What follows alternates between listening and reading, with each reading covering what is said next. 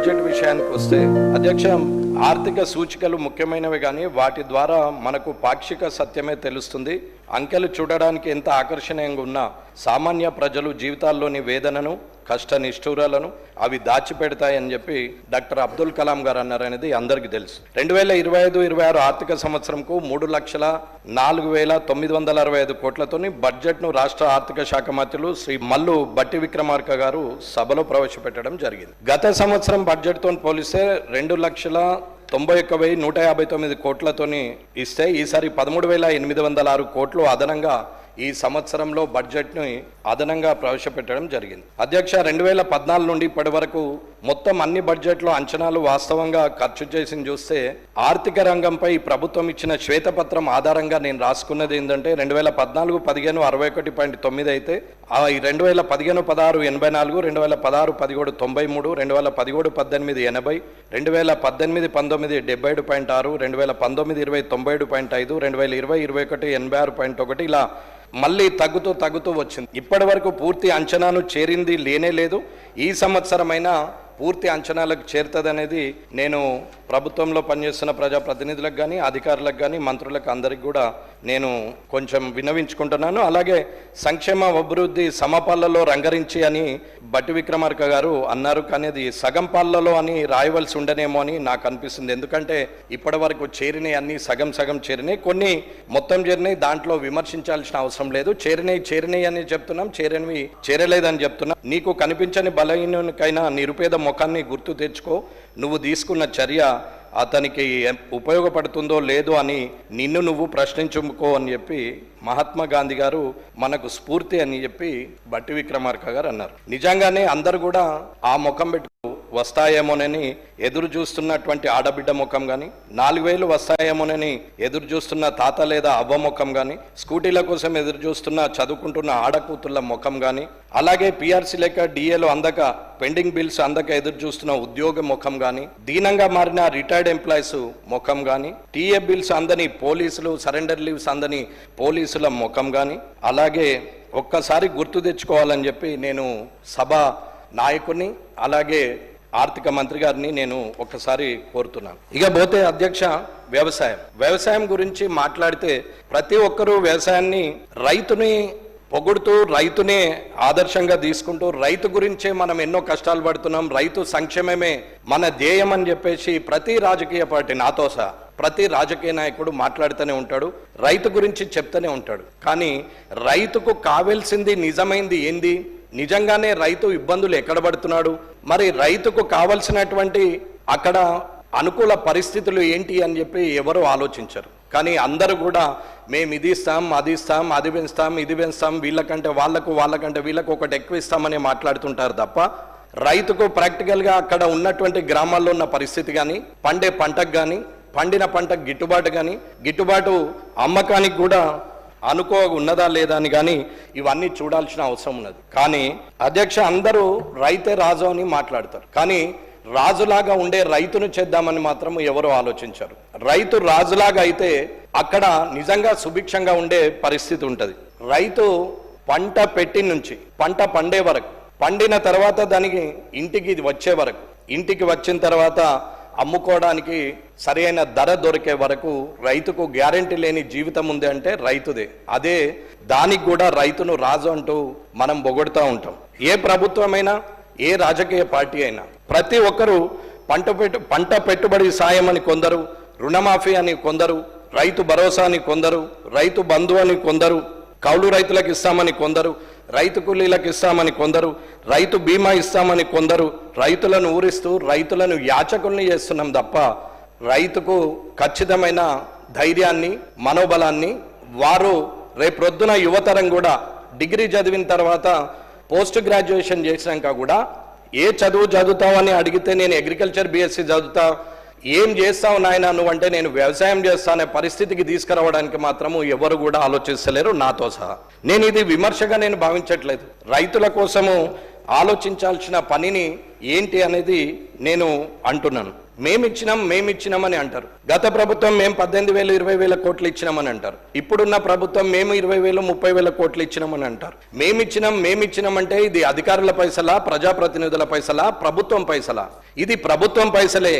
ప్రభుత్వం పైసలు ప్రజలకు ఇచ్చేప్పుడు ఇది మేమిచ్చినామని మాట్లాడుతూ ఉన్నప్పుడు అది ఎంతవరకు సద్వినియోగం అవుతుంది? ఎంతవరకు వాళ్ళు సంతోషంగా ఉన్నారు? నిజంగా వారి కాళ్ళ మీద వాళ్ళు నిలబడేటట్టు మనం రైతును తయారు చేస్తున్నామా, రైతును ఇంకా దీనస్థితికి దిగజేస్తున్నామా అనేది ఒకసారి అందరూ కూడా ఆలోచించాల్సిన అవసరం ఉంది. కోట్లు రైతులకు ఇచ్చామని చెప్పుకుంటున్నారు, కాదని నేను అనట్లేదు. కానీ రైతు నాకు ఇది కావాలా, నాకు రుణమాఫీ చేయి, నాకు పంట పెట్టుబడి సాయం చేయి, నాకు ఇది చేయి అది చేయి అని రైతు ఏనాడు ఎక్కడ ఏ ప్రజాప్రతినిధి డిమాండ్ చేయలేదు. రైతు ధర్నా చేస్తే ఒక్కొక్క దానికి చేసిండు. అది ఒకవేళ ఫర్టిలైజర్ అందకపోతే, లేకపోతే పంట నష్టం జరిగితే, లేకపోతే పంటకు గిట్టుబాటు ధర రాకపోతేనే ధర్నా చేసిండు తప్ప రైతు ఎప్పుడు కూడా రోడ్డు ఎక్కి నాకు ఇది కావాలి అది కావాలని యాచకునిలాగా ఎన్నడూ అడగలేడు. కానీ ప్రజాప్రతినిధులు రాజకీయంగా ఆలోచిస్తూ ఓట్ల కోసం మనం చెప్పే మాటలే అవి రైతును యాచకుని చేస్తున్నాయి అనేది నా అభిప్రాయం. ఇప్పుడు రైతు పండించిన పంటలు ఏదనుకున్నా ప్రభుత్వము, ప్రజలు, ఏదైతే ప్రభుత్వం అంటే ప్రజలని నేను అనుకుంటున్నాను, ఆ ప్రజలు గ్రామీణ ప్రాంతంలో 65% ఉంటారు. ఈ 65% ఉన్న ప్రజల్లో 60% మంది రైతులు, రైతు కూలీలే ఉంటారు. వీరు పండించినటువంటి పంటలు ఇవాళ వరి కావచ్చు, నూనె గింజలు, పప్పు దినుసులు, పళ్ళు, ఆకుకూరలు, కూరగాయలు, కోళ్ళు, గొర్రెలు, మేకలు, పశువులు, చేపలు, రొయ్యలు, ఇట్లా ప్రతిదాన్ని ఆఖరికి గుమ్మానికి కట్టే గుమ్మడికాయ నుంచి దేవుని రూమ్లో కొట్టే కొబ్బరికాయ వరకు కూడా రైతు పండించిన పంటనే తప్ప ఆర్టిఫిషియల్గా తయారైంది ఏదీ లేదు. ఇది రైతు కష్టం ద్వారా వచ్చింది. కానీ ప్రజలందరూ ఏమనుకుంటారంటే ట్యాక్స్ పేయర్సే వల్లనే ఈ లోకం నడుస్తున్నది, ఇన్కమ్ ట్యాక్స్ కట్టడం వల్లనో, జిఎస్టీలు కట్టడం వల్లనో ఈ ప్రభుత్వాలు నడుస్తున్నాయి, ఈ ప్రజలకు సంక్షేమ పథకాలు ఇస్తున్నామని అందరూ అంటుంటారు. కానీ ఈ ట్యాక్స్ పేయర్లు కానీ ఈ ప్రభుత్వానికి జిఎస్టీ కట్టే వాళ్ళు ఎక్కడి నుండి కడుతున్నారు అనేది ఒక్కసారి ఆలోచిస్తే ఆ మూలం రైతే అనేది ఒకసారి ఆలోచించాలి. ఎగ్జాంపుల్, మనము పప్పు దినుసులు తీసుకుంటాం. రా మెటీరియల్ రైతు పండిస్తే దాన్ని దళారుల ద్వారా పోయి అది దాల్ మిల్కి వెళ్ళి దాల్ మిల్లో పప్పు దినుసులుగా తయారయ్యి అది మళ్ళీ మార్కెట్లోకి వచ్చి అట్లా 10 రకాలుగా చేతులు మారితే, 10 రకాలుగా ఇన్కమ్ ట్యాక్స్లు కడితే, 10 రకాలుగా ఎంఆర్పీల మీద జిఎస్టీలు కట్టుకుంటా వస్తే అది ఇవాళ ఇక్కడ ధనంగా మారుతుంది, ప్రభుత్వంలో ఖజానా నిండుతుంది. అలాగే నూనె గింజలు తీసుకుంటే అది ఆయిల్ మిల్లకు పోతుంది, అదే వరిని తీసుకుంటే అది రైస్గా బయటకు వస్తుంటుంది. ఇవాళ బన్ను తిన్నా, చీజ్ తిన్నా, ఘీ తిన్నా, ఏది తిన్నా, రా ఫుడ్ తిన్నా, లేకపోతే మనము జంక్ ఫుడ్ తిన్నా అది రైతు స్వేదం నుంచి వచ్చినటువంటి పంట తప్ప ఏ వ్యాపారి స్వయంగా తయారు చేసింది కాదు. కాబట్టి మూలంగా ఏదైతే రైతున్నాడో ఆ రైతు పండించిన పంటను వల్ల వేలాది మంది, లక్షలాది మంది వ్యాపారం చేస్తూ వారు కట్టిన ట్యాక్స్ ద్వారా వచ్చి జమైన డబ్బుని తిరిగి రైతుకు మనం యాచకునికి వేస్తున్నట్టే మాట్లాడుతున్నాం తప్ప పర్మనెంట్ సొల్యూషన్ కానీ రైతుకు రేపొద్దున కావాల్సినటువంటి అవసరాన్ని కానీ ఎవరూ గుర్తిస్తలేరు అనేది నా అభిప్రాయం. ఇకపోతే ఏది జరిగినా 5 సంవత్సరాలకు ఒకసారి ప్రభుత్వం మారుతుంది లేదా కంటిన్యూ ఉంటుంది. కానీ 5 సంవత్సరాలకు ఒకసారి మాత్రం ఎలక్షన్స్ వస్తాయి. ఎలక్షన్లు వచ్చినప్పుడు అప్పుడు రైతులు జ్ఞాపకం వస్తారు, ఫ్రీ బీజ్ అంటే ఉచితాలు జ్ఞాపకం వస్తాయి. ఉచితాలు మనం చెప్పేప్పుడు అవన్నీ ఒక్కసారి 5 సంవత్సరాలు పదవిలో ఉండే మనము వారికి ఒక్కసారి ఇచ్చే రుణమాఫీ కావచ్చు, రైతు బంధు కావచ్చు, లేకపోతే వివిధ రకాలైన స్కీములు కావచ్చు, ఒక్కసారి ఇచ్చే దానికోసము మనం 5 సంవత్సరాలు పదవిలో ఉండి వారికి ఇస్తే సంవత్సరానికి 2 పంటలు, పంటకు 30,000 ఖర్చు అవుతే ఒకవేళ లాభం వస్తే 30,000 వస్తుంది, నష్టం వస్తే 60,000 పోయే పరిస్థితిలో రైతున్నాడు తప్ప రైతుకు మరి ఏం కావాలని చెప్పి కూడా ఆలోచించలేని పరిస్థితిలో ప్రభుత్వాలు, ప్రజాప్రతినిధులు ఉన్నారనేది నా అభిప్రాయం.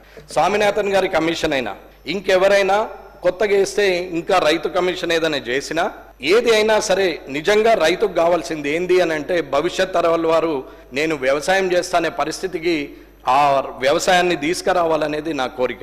అయితే ఇక్కడ ఏదున్నా మరి ఏం చేయాలి రైతుకు అని అంటే నిజంగానే రైతుకు అగ్రికల్చరల్ కొలాటరల్ తీసుకోవాలా.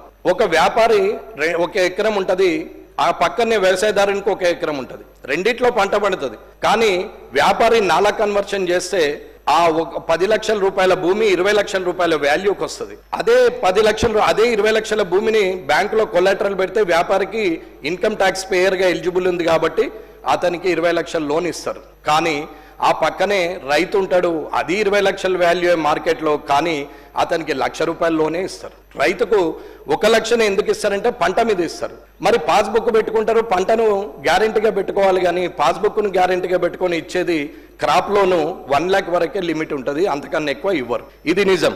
మరి అక్కడున్న వ్యాపారిలో ఉన్నటువంటి ఉన్నతమైన గుణం ఏంటి, ఇక్కడ రైతుకు ఉన్నటువంటి లోపభూయిష్టమైన పని ఏందో అర్థం కాని పరిస్థితి. ఎక్కడైనా సరే ఇవాళ ఆ కొలాటరల్ని మనం తీసుకున్నా కానీ కార్డ్ వాల్యూ ప్లస్ మార్కెట్ వాల్యూగా తీసుకొని దాన్ని ఆఫ్ చేసినా కానీ రైతుకు కనీసము ఎకరానికి 2 లక్షల రూపాయల సెక్యూరిటీగా తీసుకొని ఓడి ఫెసిలిటీస్ ఇచ్చిన ఎవరి దగ్గరికి వెళ్ళడు.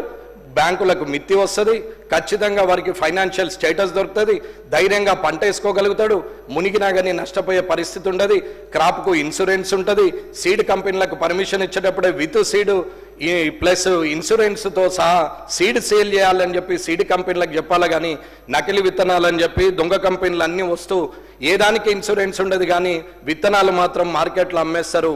సమయానికి రైతు నష్టపోతే మళ్ళీ దాని గురించి మాట్లాడే వ్యక్తులు ఉండరు, ఆ సీడ్ కంపెనీ మీద వారు ఏం తీసుకోరు.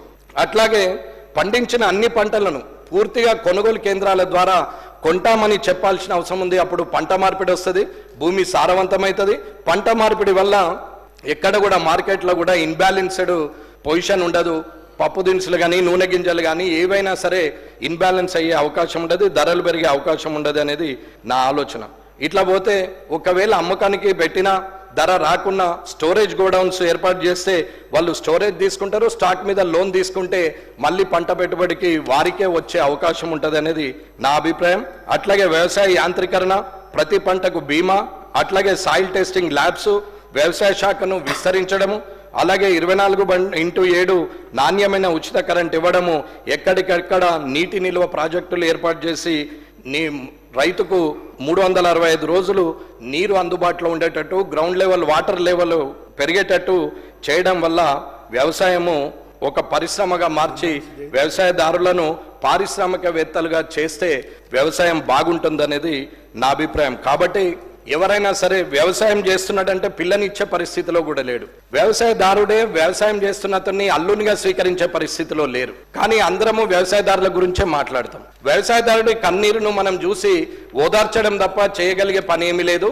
అందుకే ఇటువంటి స్కీములన్నీ మనం పెట్టి వ్యవసాయదారుని యాచకునిగా మారుస్తున్నాం. కాబట్టి ఇప్పుడున్నటువంటి ఈ ప్రజాప్రతినిధులందరూ ఇక ముందైనా రైతుకు కావాల్సిందేదో ప్రాక్టికల్గా ఫీల్డ్ ఎక్స్పీరియన్స్తోని వ్యవసాయ శాఖ అధికారులతో మాట్లాడి కావాల్సినటువంటి సదుపాయాలను ఏర్పాటు చేసి అదొక వ్యవసాయ పరిశ్రమగా విస్తరించే స్థాయికి తీసుకురావాలని నేను కోరుకుంటున్నాను. అలాగే ఫిషరీస్, ఎనిమల్ హస్బెండరీ కానీ ఫిషరీస్ కానీ ఏదైనా సరే కోళ్ళియు, గొర్రెలియు, చేపలియు ఏదన్నా ఇవ్వద్దని నేను అనట్లేదు, కానీ ఇచ్చేదాన్ని ప్రతిఫలం ఎంత ఉంది, నాణ్యత ఎంత ఉంది, క్వాలిటీ ఎంత ఉంది, ఇచ్చే చేపలు వేసిన చేప పిల్లలు ఎన్ని బతుకుతున్నాయి, ఎన్ని పోతున్నాయి, అసలు ఎట్లా ఉంది అనేది కూడా మనం చూసుకోకుండా ఎవరికొకరికి కాంట్రాక్ట్ ఇస్తే కాంట్రాక్టరు చేస్తున్నటువంటి పనులు నేను కల్లారా చూసినా కాబట్టి చెప్తున్నాము. కొంచెం వాటి మీద కూడా ఎనిమల్ హస్బెండరీ డిపార్ట్మెంట్ తరఫున అగ్రికల్చర్ వ్యవసాయ శాఖ మంత్రి గారు కొంచెం దాని మీద అధికారులు దృష్టి పెడితే బాగుంటుందనేది నా అభిప్రాయం.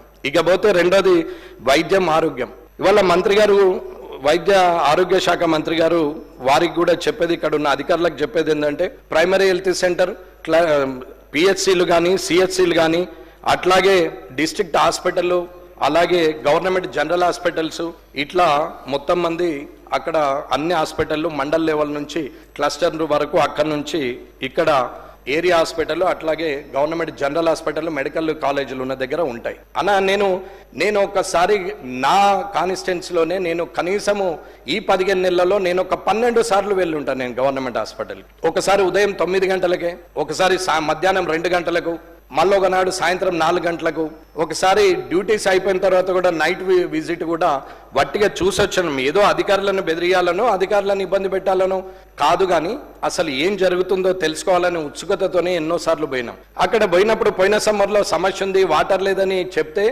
సొంతంగా నా సొంత డబ్బులతోనే 1000 ఫీట్ల బోర్ వేయించి మోటార్ ఫిట్ చేయించి మినరల్ వాటర్ ప్లాంట్ వేయించి ఫ్లోర్కి ఒక చిల్లర్ పెట్టించి ఫెసిలిటీ ఇవ్వడం జరిగింది. నేను డబ్బులు పెట్టినంత మాత్రాన గొప్పని కాదు, వారి ముందట వారికి సేవ చేయడం అదృష్టంగానే భావిస్తున్నాం. కానీ అక్కడ డబ్బుతో చేయగలిగిన పనులు ఇవి తప్ప డాక్టర్లను తయారు చేయలేం, నర్సులను తయారు చేయలేం, అటెండర్లను తయారు చేయలేం, స్పెషలైజేషన్ డాక్టర్లను స్పెషలిస్టులను అరేంజ్మెంట్ చేయలేం.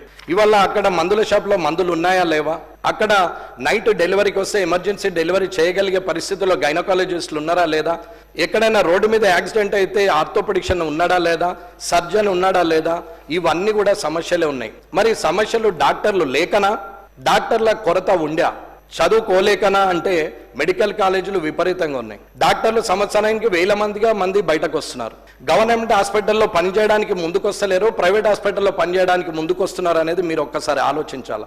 ఎందుకు ముందుకు వస్తున్నారు అని అంటే ఇది ఇక్కడ జీతాలు తక్కువ, పబ్లిక్ ప్రెషర్ ఎక్కువ, పొలిటీషియన్ డామినేషన్ ఎక్కువ, అఫీషియల్ సుపీరియర్ అఫీషియల్స్ అందరూ డామినేట్ చేయడం వల్ల ప్రెషరైజ్డ్ ప్రోగ్రామ్ అని 60,000కు 70,000కు ₹1,00,000 జాయిన్ అయ్యే కన్నా ప్రైవేట్ హాస్పిటల్ పెట్టుకుంటే నెలకు 3-4 లక్షలు సంపాదించుకోవచ్చు అని ఒక చిన్న ఆలోచన వస్తుంది. అన్న నా సజెషన్ ఏంటంటే యూజీసీ స్కేల్ ఇస్తే డాక్టర్లు ఎమర్జెన్సీ సర్వీస్ కింద ఉంటారు కాబట్టి 24 గంటలు పనిచేసేవారు ఎమర్జెన్సీ సర్వీస్లో ఉంటారు కాబట్టి యూజీసీ స్కేల్ ఇస్తే ప్రైవేట్ సెక్టార్లో హాస్పిటల్ తగ్గి గవర్నమెంట్ సెక్టార్లో హాస్పిటల్ సరి అయినవి ఉంటుంది. ఇన్ఫ్రాస్ట్రక్చర్ అంతా ఉంది. ఇక్కడ నేను అనేది ఏంటంటే ఒక ప్రొఫెసర్కి ఒక పీరియడ్ తీసుకుంటే 2 లక్షలు 3 లక్షల రూపాయలు జీతం ఉంటుంది. ఇదే ఎమర్జెన్సీ సర్వీస్ చేసి పబ్లిక్లో సర్వీస్ చేస్తూ మార్నింగ్ నుంచి ఈవినింగ్ దాకా ఆ వర్క్ ప్రెషర్లో ఉండి వేలాదిగా ఓపీలు, కనీసం రోజుకు 1500 ఓపీలు ఆ పైబడి వస్తారు.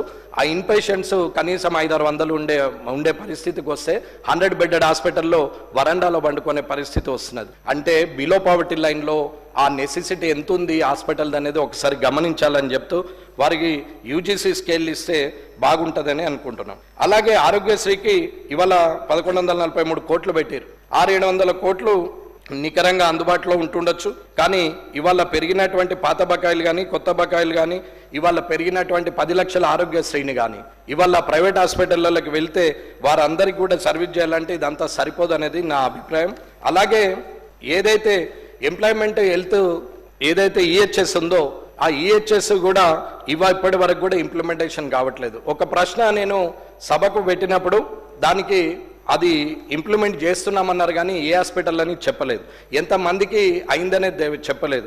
ఎంప్లాయ్మెంట్ హెల్త్ స్కీమ్ గురించి 11 లక్షల మంది కాంట్రిబ్యూషన్ ఇస్తామని చెప్పినా గత ప్రభుత్వం 10 సంవత్సరాలు కాలయాపన చేసింది, మళ్ళీ ఇప్పుడు కూడా కాలయాపన అవుతుంది. కాబట్టి ఎంప్లాయీస్కి ఖచ్చితంగా ఈహెచ్ఎస్ మీద కాంట్రిబ్యూషన్ తీసుకొని ఈహెచ్ఎస్ని ఇంప్లిమెంట్ చేయాలనేది సభ ద్వారా మీ ద్వారా సభకు ఇక్కడ ఉన్న ప్రభుత్వానికి నేను తెలుపుకుంటున్నాను. అట్లాగే ట్రాన్స్పోర్ట్కు చూస్తే కూడా ఇవాళ మహాలక్ష్మి పథకం వల్ల నిజంగా అక్క చెల్లెళ్ళు అందరూ కూడా తిరుగుతున్నారు, కాదని నేను అనట్లేదు, వారికి లాభమైంది.